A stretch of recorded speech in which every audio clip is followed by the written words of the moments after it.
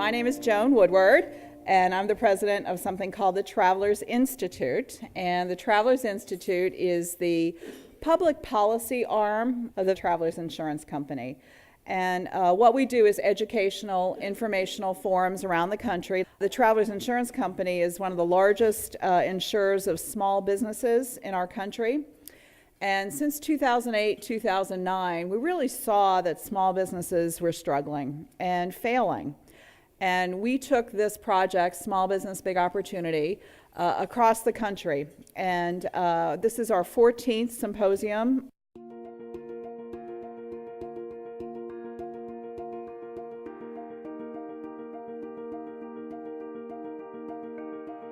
Small business, I think, for a while has been under the impression that cyber, data breach in particular, is not a small business problem. It's a problem of big businesses, and that really isn't the case. Just last year, more than half of data breaches occur in companies of 250 employees or less. It isn't also, particularly in a small business, always a phenomenon of organized Eastern Europeans hacking into your computer networks to steal information, but the proverbial lost laptop.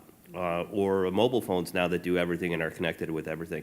Those have personally identifiable information of your customers, your clients. The reality is even in a small breach, the expenses can be enormous.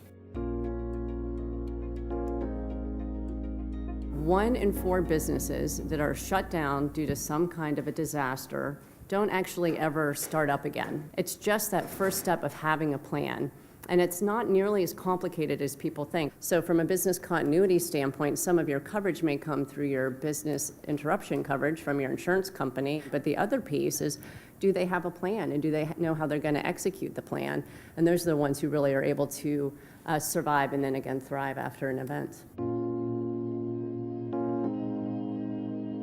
We've seen a lot of the owners taking just a little bit too much money out of the company. As we start to recover, you've gone lean. A lot of small business owners have reached into their own pockets, and then you start to have a really good year, and you're just trying to sort of dip in and maybe a little bit too deep too fast. And so I would just advise everybody to be patient, recognizing it takes a little bit of time to recover from what we've just been through. So I'm very hopeful in the next Congress. There will be consensus between Republicans and the White House to do some type of extension of the expiring tax provisions. On the regulatory front, I do think there's hope for regulatory reform initiatives. There are a lot of those bills where there's big bipartisan support on the regulatory side. Question is whether the president will sign them, and I think he will sign some of those. And now we're the #1 natural gas producer.